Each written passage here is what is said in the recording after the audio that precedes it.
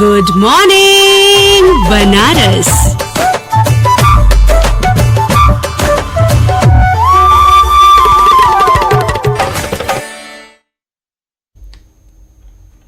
Good morning Banaras. Hectic weekends के बाद, hectic weekdays के बाद रिलैक्सिंग संडे आज आ ही गया। तो आज होगी फुल टू मस्ती और रहेगी थोड़ी सी सुस्ती। अरे भाई, वीकडेज की थकान भी तो निकालनी है, तो थोड़ी सुस्ती जायज है। 5 या 6 दिन काम करने के बाद कम से कम 1 या 2 दिन का आराम तो बनता है, क्योंकि तभी तो एनर्जी बूस्ट होगी। मशीन भी गर्म हो जाता है काम करते करते, तो थोड़ी देर उसको रोक करके ठंडा किया जाता है। हम तो जीते जागते इंसान है भैया, हमें तो एनर्जाइज होकर नेक्स्ट डे के लिए तैयार होना है, जिससे उसी एनर्जी के साथ हम काम कर सके।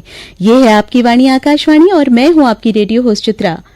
गरम चाय की चुस्की के साथ आपको सुनाती हूँ एक घटना। आई एम श्योर ये बात सुनकर आपके मुंह पे मुस्कुराहट तो आ ही जाएगी। हुआ यूं कि एक बार 2 सेठ आपस में चर्चा कर रहे थे अपने घर के नौकरों के बारे में। किसका नौकर ज्यादा बेवकूफ है? नमूने के तौर पर पहले वाले ने बुलाया अपने नौकर को और बोला, ये लो 10 रुपए और बाजार जाकर एक टेलीविजन लेकर आओ। नौकर बिना कुछ बोले चला गया। दूसरे सेठ ने बोला, अब मेरे वाले नमूने को देखो। सेठ ने बुलाया और बोला, मेरा ऑफिस देखा है ना, जाकर वहां पर देख कर आओ कि मैं वहां हूं कि नहीं हूं।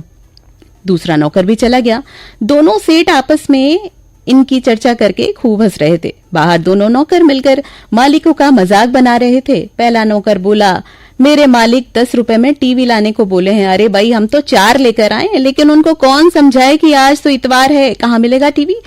दूसरे ने बोला, मेरे मालिक तो और महान है, बुलाया जाकर ऑफिस में देख कर आओ कि हम वहां हैं कि नहीं हैं। मुझे भेजने की क्या जरूरत थी, फोन नहीं कर सकते थे। मालिक उनको बेवकूफ समझ रहा है और नौकर मालिक को। भाई, दुनिया ऐसी ही है, लोग एक दूसरे को ना समझे चले जा रहे हैं, लेकिन हमारे लिसनर्स बहुत समझदार हैं। ये तो छोटा सा जोक था संडे को थोड़ा सा फंडे बनाने के लिए और आपके चेहरे पे एक छोटी सी मुस्कान के लिए। इस मुस्कान को यूं ही कायम करते रहिए और सुनते रहिए ये beautiful track good morning Banaras.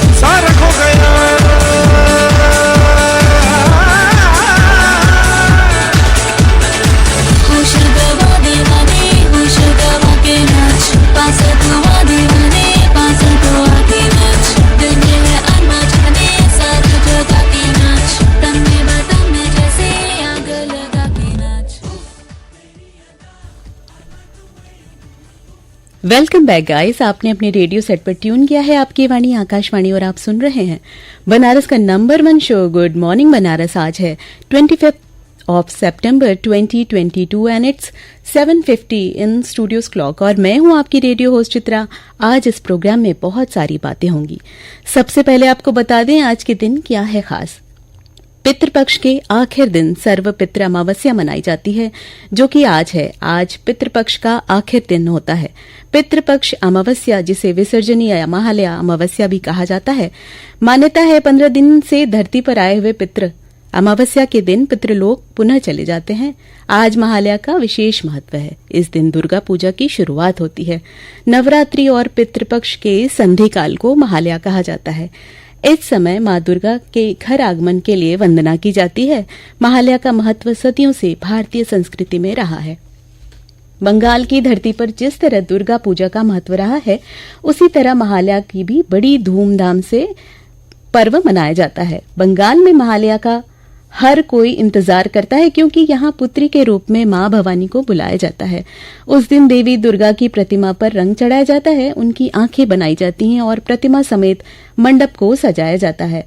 मां दुर्गा की मूर्ति बनाने वाले कारीगर अपना कार्य पहले से ही शुरू कर लेते हैं, लेकिन महालया के दिन मूर्ति को अंतिम रूप दिया जाता है। महालया के दिन पितृपक्ष समाप्त होता है और इसी दिन देवी पक्ष की शुरुआत होती है। पितृपक्ष की तरह देवी पक्ष भी 15 दिन का होता है जिसमें 10 दिन नवरात्रि के होते हैं और 15वें दिन लक्ष्मी पूजा के साथ देवी पक्ष समाप्त हो जाता है, अर्थात शरद पूर्णिमा के साथ देवी पक्ष समाप्त हो जाता है।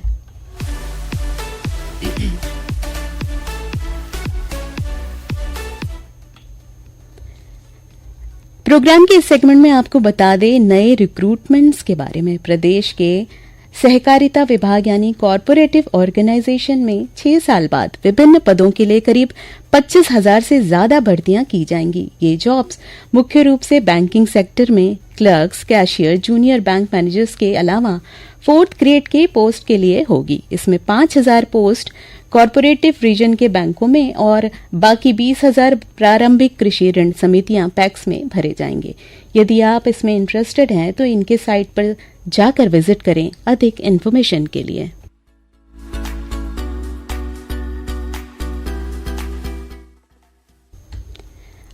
अब बात कर लेते हैं देश दुनिया में घटने वाली कुछ खास और अपने शहर बनारस में घटने वाली खास इन्फॉर्मेशन के बारे में।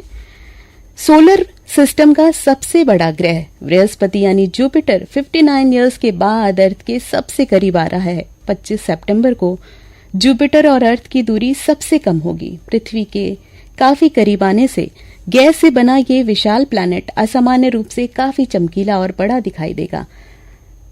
स्काई वॉचर्स के लिए ये दिन काफी खास साबित होने वाला है। मोटापा कम करने के लिए पूरी दुनिया में साइंटिस्ट तरह तरह के रिसर्च कर रहे हैं। अखिल भारतीय आयुर्विज्ञान संस्थान एम्स ने अपने अध्ययन में पाया डायबिटीज की आयुर्वेदिक दवा BGR34 वजन में कमी लाने के साथ साथ शरीर में मेटाबॉलिज्म में सुधार करने में काफी इफेक्टिव है। ये डायबिटीज पेशेंट का मोटापा भी घटाती है जो कि बहुत बड़ा कारण है डायबिटीज का।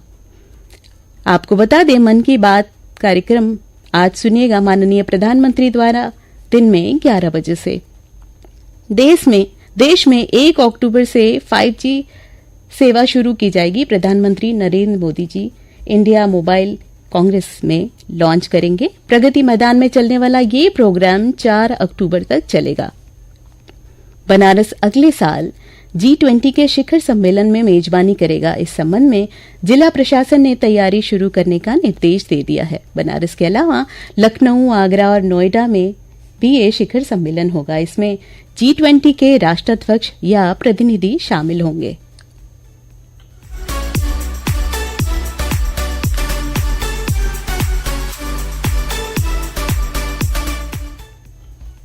लॉर्ड्स के मैदान में आखिरी पारी इंग्लैंड का ऐतिहासिक क्लीन स्वीप और करियर के आखिरी 2 ओवर मिडन विकेट सैटरडे को भारत के दिग्गज गेंदबाज झूलन गोस्वामी के लिए इससे बेहतरीन विदाई नहीं हो सकती थी।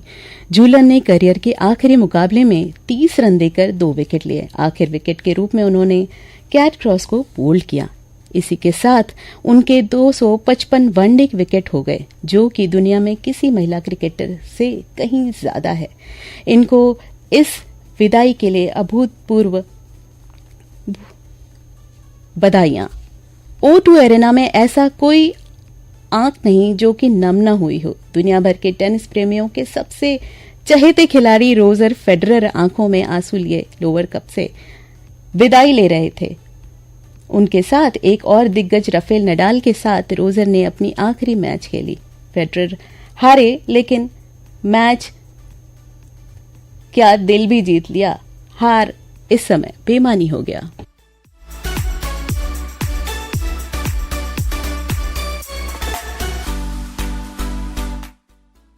अब बात कर लेते हैं इतिहास में क्या है आज के दिन, खास स्पेशल इवेंट्स और आज के बर्थडेज। 2008 में चीन अंतरिक्ष यान में शेनजाओ 7 का परीक्षण किया। 2018 में महेंद्र सिंह धोनी ने दुबई एशिया कप में अफगानिस्तान के खिलाफ मैच में भारतीय क्रिकेट टीम का नेतृत्व करके 201 दिवसीय अंतर्राष्ट्रीय मैचों में चैंपियनशिप करने वाले पहले भारतीय बने। अब बता दें आज किसका किसका है बर्थडे। भारत में प्रतिवर्ष अंत्योदय दिवस मनाया जाता है। दार्शनिक और भारतीय जनसंघ के सह संस्थापक पंडित दीनदयाल उपाध्याय की जयंती के रूप में यह दिन मनाया जाता है। इनका जन्म 25 सितंबर 1916 को मथुरा में हुआ था। वहीं भारत के पूर्व उप प्रधानमंत्री चौधरी देवीलाल का भी जन्म 25 सितंबर 1914 में हिसार जिले के तेजाखेड़ा गांव में हुआ था। अब बात कर लेते हैं आज किन्हों ने हमें दी विदाई। 2020 में मशहूर सिंगर SP बालासुब्रमण्यम को कोरोना वायरस से संक्रमित होने के बाद इनका आज के ही दिन निधन हो गया था।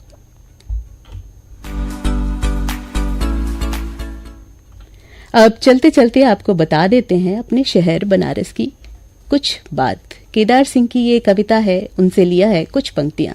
कभी सई साँझ बिना किसी सूचना के घुस जाओ इस शहर में, कभी आरती के आलोक में इसे अचानक देखो। अद्भुत है इसकी बनावट, ये आधा जल में है, आधा मग में, आधा फूल में है, आधा शव में, आधा नींद में है, आधा शंख में, और अगर इसे ध्यान से देखो तो ये आधा है आधा नहीं भी। जो वो खड़ा है बिना किसी स्तंभ के, जो नहीं है उसे थामे, राख और रोशनी के ऊंचे ऊंचे स्तंभ, आग के स्तंभ और पानी के स्तंभ, धुएं की खुशबू, आदमी के उठे हुए हाथ के स्तंभ, किसी आलाक्षित सूर्य को देता हुआ अर्घ। शताब्दियों से इसी तरह गंगा के जल में अपनी एक टांग पर खड़ा ये शहर अपनी दूसरी टांग से बिल्कुल बेखबर है। ये अपना शहर बनारस। भाई बातें तो बहुत हैं, लेकिन घड़ी की सुई कर रही है इशारा आपसे विदा लेने का। अब से थोड़ी देर में सुबह 8 बजे से सुनेगा समाचार प्रभात, और हाँ, सुबह 8:30 पर मेरी मधुरिमा सुनना भूलिएगा नहीं। आपको प्रोग्राम कैसा लगा अपनी फीडबैक जरूर दीजिएगा pkldarvaranasi@gmail.com पर। अगले प्रोग्राम के वादे के साथ अपनी रेडियो होस्ट चित्रा को दीजिए अब इजाजत। Goodbye, take care and enjoy your Sunday and keep listening आपकी वाणी आकाशवाणी।